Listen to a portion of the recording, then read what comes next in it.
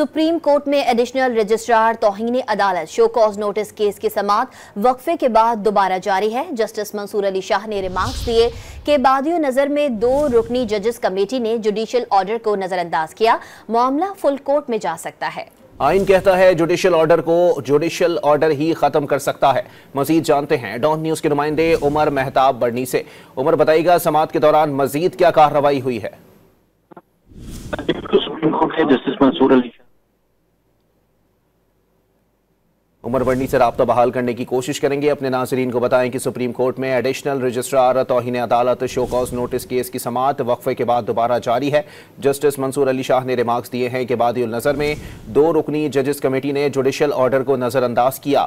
मामला full court में जा सकता है। आइन कहता है जुडिशियल ऑर्डर को जुडिशियल ऑर्डर ही खत्म कर सकता है। उमर मेहताब बर्नी से राब्ता बहाल हुआ है। जी उमर, अब तक के समाअत के हवाले से आगाह कीजिएगा। जी बिल्कुल, सुप्रीम कोर्ट के जस्टिस मंसूर अली शाह और जस्टिस अकील अब्बासी पर मुश्तमिल 2 रुकनी बेंच रजिस्ट्रार तौहीन अदालत केस की समाअत कर रहा है। दौरान समाअत हामिद खान जो है उनकी जानिब से अपने दलाइल मुकम्मल कर लिए गए हैं, जिसके बाद अदालती मामून एहसन बून जो है वो रोस्टरम पर आए और उन्होंने मौक़िफ़ इख्तियार किया कि माजी में कुछ फैसले हुए।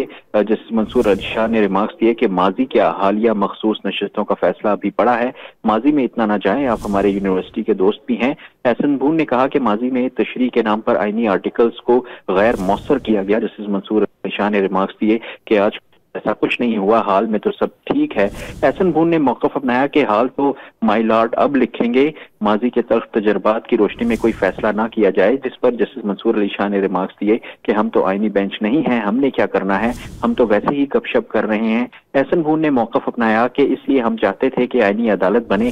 जिस पर जस्टिस मंसूर अली शाह ने रिमार्क्स दिए कि थोड़ा धक्का और लगाकर आईनी अदालत बना लेते। जिस पर एहसन बून ने कहा कि धक्का तो हमने लगाया था।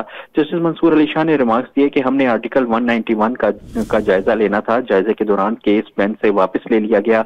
जस्टिस अकील अब्बासी ने रिमार्क्स दिए कि आइन ये कहता है कि जुडिशियल ऑर्डर को जुडिशियल ऑर्डर ही खत्म कर सकता है। जस्टिस मंसूर अली शाह ने रिमार्क्स दिए कि आइन की कमांड ये है कि कानून की तशरीह करना कमेटी का हक है।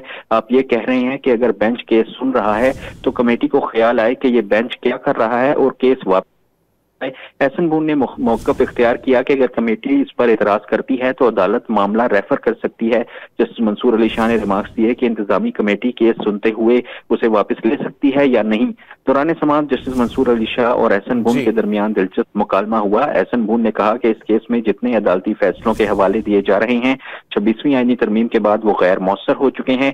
आप जजिस कमेटी का हिस्सा हैं, आप बैठें या ना बैठें ये अलग बात है। जस्टिस मंसूर अली शाह ने कहा कि मैं तो जुडिशियल कमीशन का भी मेंबर हूं।